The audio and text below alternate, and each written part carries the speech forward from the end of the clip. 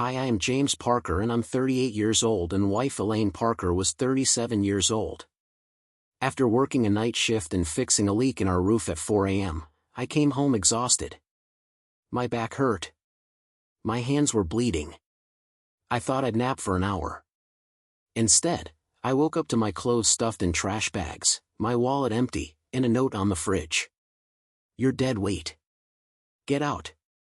My wife stood at the door, arms crossed, while my stepson smirked and tossed me the keys to my own truck. "Go cry somewhere else. Don't come back," he said, locking the door. I slept in that truck for 3 nights. 2 months later, my phone was flooded with 47 desperate messages begging me. So here's the deal. I, 34M, have been married to Elaine, 36F, for 7 years.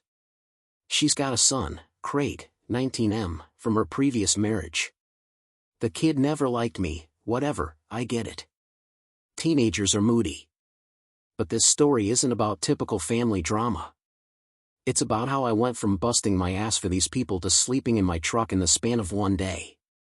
Looking back, I should have seen the warning signs. They were everywhere. The way Craig would accidentally break my stuff. The way Elaine's eyes would glaze over whenever I talked about work. The constant comments about me not making enough money. The mystery shopping bags that would appear even though our credit card was maxed out again. But you know how it is when you're in the thick of it. You make excuses. You think things will get better. You remember the good times. I work night shifts. Yeah, it sucks. And I just finished a brutal 12-hour stretch last Tuesday. It was pouring rain, and I got a text from Elaine around 3:30 a.m. saying our roof was leaking in the living room. Great. Just what I needed after being on my feet all night. I drove home in the storm, grabbed my tools from the garage, and climbed up there in the dark with just my headlamp. Wind howling, rain coming down sideways, the whole deal. I found the problem. Some shingles had come loose, and patched it up as best I could. Took me about an hour. By the time I finished, my back felt like someone had taken a baseball bat to it, and my hands were bleeding from scraping them on the roof tiles. I remember thinking, as I climbed down that ladder at 5 a.m., soaking wet and hurting everywhere, at least I fixed it. At least they'll be happy about that. Walked in, saw Elaine sitting in the kitchen scrolling through her phone. I told her I fixed a leak, but we'd need to get someone to look at it properly when the weather cleared. She barely looked up, just kind of grunted. "Cool. Thanks for the appreciation. Whatever." I was too tired to argue. I remember saying I needed to crash for a bit before handling anything else. My plan was to nap for maybe an hour, then get up and deal with the water damage in the living room. I didn't even shower, just collapsed on our bed, still in my damp clothes. Next thing I know, I'm being shaken awake. Open my eyes to see Elaine standing over me, arms crossed, face like a thunderstorm. Craig was leaning against the doorframe with this smirk that I can still see when I close my eyes. I thought maybe I'd slept too long. Checked my phone. It was only 9:30 a.m. I'd been out for like 4 hours. That's when I noticed the trash bags. 3 big black garbage bags were sitting by the bedroom door, stuffed full. I could see some of my clothes poking out of the top of one. Before I could even ask what was happening, Elaine told me I needed to get out. Just like that. Said she was done carrying me, done with my excuses, done with everything. Said I was dead weight and she deserved better. I sat there trying to process what the actual hell was happening. Asked her if she was joking. She wasn't. Craig tossed my truck keys at me, telling me to go cry somewhere else and not come back. That's when I noticed my wallet on the nightstand, open and empty. The $200 cash I had in there? Gone. I'm not proud of how I reacted. I started yelling, demanding to know what the fuck was going on. Elaine just kept repeating that she wanted me out, now. Craig stepped between us, getting in my face, telling me how his mom had wasted 7 years on a loser like me. Side note, this kid who has never held down a job for more than 2 weeks, who still lives at home rent-free playing video games all day, had the audacity to call me a loser. The irony is not lost on me. I tried to calm down. Tried to understand. Asked if we could talk about this rationally. Elaine just pointed to the bags and said I had 5 minutes to get out before she called the cops. Went to the kitchen to get some water, try to think. That's when I saw the note on the fridge in Elaine's handwriting. You're dead weight. Get out. It wasn't a sudden decision. This was planned. I grabbed the trash bags, still trying to argue my case. Craig started filming me on his phone, saying how he was documenting me losing my shit in case I tried anything. I wasn't even doing anything except asking why and what the hell. They literally pushed me out the door. Our door. The house I'd been paying for. The last thing I saw before the door slammed in my face was Craig's smirk in Elaine's cold eyes. Then I heard the deadbolt click. I stood there in the driveway for what felt like hours. Trash bags at my feet, still wearing the same clothes I'd fixed the roof in. My hands were still scabbed over. My back still ached, and now I was homeless. Tried calling Elaine. Straight to voicemail. Texted her. No response. I could see them peeking through the blinds, watching me. I finally loaded my bags into my truck and just drove. Parked at the 24-hour supermarket lot and tried to sleep in the cab. It was uncomfortable as hell, and I kept waking up thinking this was just some fucked up nightmare. It wasn't. For 3 nights, I lived in that truck. Showered at the gym. Brushed my teeth in public restrooms. Showed up to work looking like absolute garbage. My coworker Wyatt eventually noticed something was wrong and practically forced it out of me.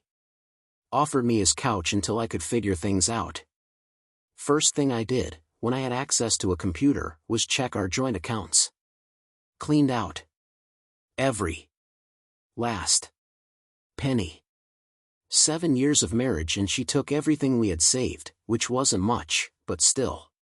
Called the bank. Nothing they could do since she was on the accounts too. Called the credit card companies. Found out she'd maxed out both our cards in the days before throwing me out. Meanwhile, my calls and texts went unanswered. I drove by the house once and saw Craig's friends' cars in the driveway. They were having a fucking party in my house while I was sleeping on Wyatt's couch. That's when something in me changed. The confusion and hurt started hardening into something else. Something cold and determined. I stopped calling. Stopped texting. Started making plans instead. Got a small apartment with Wyatt's help. Opened new bank accounts. Went to work. Kept my head down. Started documenting everything. It's been 1 month since she threw me out like trash. 1 month of rebuilding my life from literally nothing. 1 month of swallowing my pride and accepting help from people I barely knew. 1 month of rage building inside me, keeping me awake at night. But here's the thing these two don't know. I'm not the type to just roll over and take it. I've been working my ass off my entire life. I know how to endure. I know how to wait. And I know how to fight back. Next time I post, I'll tell you about what I discovered when I finally talked to a lawyer. Let's just say Elaine and Craig have no idea what's coming their way. Because when you throw someone away like they're nothing, sometimes they come back as your worst nightmare. Update 1. Holy shit, y'all. Wasn't expecting my last post to blow up like that. The support from this sub has been unreal tbh. Reading your comments actually made me tear up a couple times. Yeah, I know. Not very manly. Whatever. When your whole life gets thrown in the trash, knowing random internet strangers have your back hits different. So it's been just over a month since Elaine and Craig kicked me out of my own house. A lot has happened. Buckle up because this shit gets wild. First off, I'm settled in a tiny studio apartment now. It's basically a shoebox with a bathroom. But it's mine. Wyatt helped me find it. Dude's been a solid rock through all this. After crashing on his couch for 2 weeks, I needed my own space. Even if it meant living somewhere that makes a college dorm look luxurious. The walls are paper thin. The shower takes 5 minutes to get warm. The microwave and fridge can't run at the same time without tripping the breaker. But every night I sleep here is another night I'm rebuilding my life. One step at a time. Something weird happened about 2 weeks ago. Was grabbing coffee at the gas station before work, and guess who I ran into? Elaine's cousin Sabrina. This woman has never liked me. Always gave me the cold shoulder at family gatherings. But there she was. Looking all uncomfortable. Avoiding eye contact while waiting for her order. I was about to just ignore her when she suddenly came over. Asked how I was doing in this weird guilty voice. I gave her some generic hanging in there response. That's when she dropped the bomb. Apparently, Elaine had been planning to kick me out for months. Had been talking about it at family gatherings, telling everyone I was lazy, useless, dead weight. Said she was strategizing the best way to do it. Let that sink in. While I was working night shifts and fixing shit around the house, my wife was literally plotting to throw me out like garbage. The worst part? According to Sabrina, the roof leak that night wasn't even real. Elaine had sprayed water up there with the garden hose to create a plausible emergency that would tire me out. She knew I'd climb up there in the storm to fix it. She wanted me exhausted and vulnerable. Who does that? Sabrina seemed genuinely disturbed by the whole thing. Said she'd been feeling guilty for weeks, knowing what was coming and not warning me. Better late than never, I guess. She also mentioned Elaine had been hiding money for months, skimming from our joint account into a secret one. That information was the kick in the pants I needed. The next day, I called a lawyer. Here's where things get interesting. The lawyer, this straight-shooting older guy named Frank, asked about the house. Whose name was on the deed? I realized I didn't actually know. The house had been my grandfather's. When he passed 5 years ago, I inherited it. Elaine and I had already been married 2 years by then. I just assumed we'd put both our names on the paperwork during that emotional blur after his funeral. Frank did some digging. 3 days later, he calls me with news that knocked me sideways. The house is still 100% in my name only. Let me repeat that.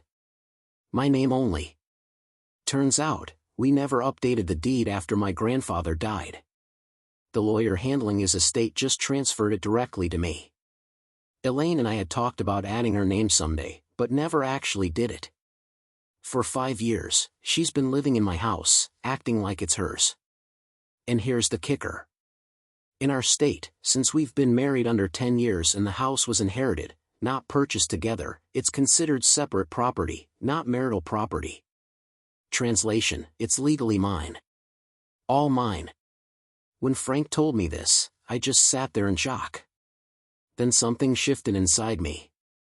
That cold, determined feeling from before crystallized into something harder, something with edges. I spent the next week documenting everything. Got copies of all bank statements showing the cleared-out accounts. Printed the credit card statements showing Elaine's shopping sprees right before kicking me out. Documented all the texts and calls she ignored. Meanwhile, I focused on stabilizing my situation. Picked up extra shifts. Started bringing my own lunch instead of buying it. Canceled all subscriptions. Every dollar saved was another brick in the foundation I was rebuilding. At night, I'd sometimes find myself opening social media, even though I knew it would piss me off. Sure enough, there were Elaine and Craig posting pics of the renovations they were doing to my house with my money. New TV mounted on the wall. Kitchen getting repainted. Craig's room getting some fancy gaming setup. All while I'm eating ramen in my shoebox apartment. But I didn't comment. Didn't react. Just took screenshots, adding them to my documentation file. Evidence of how they were spending the money they stole from me. Frank advised me to start separating our finances completely. I canceled the joint credit cards. Removed Elaine as a beneficiary on my insurance. Changed all my passwords. Cut every financial tie I could find. That's when we discovered something that made my blood run cold. Elaine had taken out a personal loan using the house as collateral. My house. Without my knowledge or consent. The loan was for $25,000. $25,000. Frank was shocked. That's straight up fraud. She forged my signature on the document. I never saw a penny of that money, but I'm supposedly on the hook for it. And what she'd been doing with $25,000 of fraudulent loan money, based on her social posts, remodeling my house and buying Craig a car. A car. With my stolen money and my forged signature. It's like watching someone rob your house on a live stream and not being able to do anything about it. Except now, I can do something. Frank has been methodically building our case. Gathering evidence of the fraud. Preparing the legal document. We're not just going to get my house back. We're going to make sure there are consequences for what they did. The plan is set. The paperwork is ready. In 3 days, they're going to get the surprise of their lives. Yesterday, I drove by the house. My house. For the first time in weeks. They've painted the front door a hideous purple color. There were unfamiliar cars in the driveway. Through the windows, I could see people moving around. Laughing. Having a good time. Living in my house. Spending my money. Acting like they've gotten away with everything. They have no idea what's coming. And yeah, before the Reddit lawyers chime in, everything we're doing is 100% legal. I'm not breaking any laws here. Just reclaiming what's rightfully mine. Frank says the element of surprise is crucial. Elaine thinks she's won. She thinks I'm broken. Living in my truck or on someone's couch. Licking my wounds. She has no clue. I've spent the last month building a case against her. No clue I know about the fraud. No clue the house is still in my name. The paperwork gets filed tomorrow. Then it's just a matter of waiting for the sheriff to serve the document. I've taken next Monday off work. That's when it's all going down. Frank will be with me. We've thought of everything. One thing I've learned from this whole nightmare. When someone shows you who they really are, believe them the first time. Elaine and Craig showed me exactly who they are. Selfish. Cruel. Greedy. Now I'm about to show them exactly who I am. And I'm not the doormat they think I am. I'm the storm they never saw coming. Finally update. So, Monday happened. And holy fucking shit, you guys. I'm sitting here in my house right now, on my couch, drinking my beer, trying to process everything that went down in the last 48 hours. This is gonna be a long one, but I promise it's worth reading till the end. First, thank you all for the messages of support. Literally, thousands of you reached out, shared similar stories, offered advice. That shit kept me going through some dark nights. For real. Monday morning, 8:27 a.m. I'm parked down the street from my house with Frank, my lawyer, beside me in his car. My stomach's doing somersaults. I hadn't slept more than 3 hours the night before. Kept having these weird dreams where I'd show up and the house would be gone. Just a big empty lot. But there it was. My grandfather's house. My house. With that ugly purple door Elaine painted. Craig's new car in the driveway. Bought with my fraudulently obtained money. 2 other cars I didn't recognize parked on the street. At 8:59, the sheriff's car pulls up. Right on time. I give him a minute to walk up to the door, then Frank and I follow. Heart pounding so hard I could feel it in my throat. I stayed back a bit, not wanting Elaine to slam the door before the sheriff could serve the papers. Through the glass panels beside the door, I could see movement inside. Then the door opened. Craig, standing there in basketball shorts and no shirt, looking confused as hell at the sheriff on our porch at 9 a.m. on a Monday. Behind him, I spot Elaine rushing over, tying a robe around herself. I couldn't hear everything, but I saw the exact moment when the sheriff handed over the stack of documents. Saw Craig's face go from confused to shocked. Saw Elaine grab the papers, eyes scanning frantically. Then she saw me standing behind the sheriff. Y'all! Her face. I wish I had a picture. That moment when she realized she wasn't in control anymore. When she realized she'd fucked with the wrong guy. That moment was worth every night I spent in my truck, every ramen dinner in my shitty apartment, every tear I'd swallowed. The sheriff explained that they had 48 hours to vacate the premises. That's when Elaine lost her shit, started screaming that it was her house, that I was harassing her, that she'd call the police. The sheriff, who was the police, just pointed to the legal documents and said everything was in order. Craig tried to get aggressive, stepping toward me with his chest puffed out. The sheriff shut that down real quick. Frank calmly walked them through the facts. The house was solely in my name. They had committed financial fraud by taking out loans against property they didn't own. They had emptied joint accounts and stolen cash from my wallet. Every accusation backed up with documentation. The look on their faces as he laid it all out? Priceless. Truly fucking priceless. Elaine switched tactics, going from rage to tears in 2.5 seconds, started sobbing about how I couldn't just throw them out. How could I do this after 7 years together? I just stood there, silent, letting her performance play out. That's when Craig made his mistake, called me a pathetic loser who would probably come crawling back after a week of living alone, said his mom had only stayed with me out of pity. Frank had advised me to stay calm no matter what. But something in me snapped. I looked Craig dead in the eyes and told him he had exactly 48 hours to get his shit out of my house before I had everything they left behind hauled to the dump, including his precious gaming setup that my money had paid for. The sheriff warned them not to damage anything or remove fixtures from the house. All the renovations they'd done? Legally mine now. The fancy TV they'd mounted to the wall? Mine.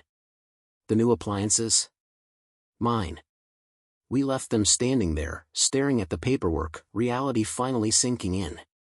I felt lighter than I had in months as I walked back to my car. But the real shit show was just beginning. About 3 hours later, my phone started blowing up. Elaine calling. Texting. Then calling again. I ignored it all.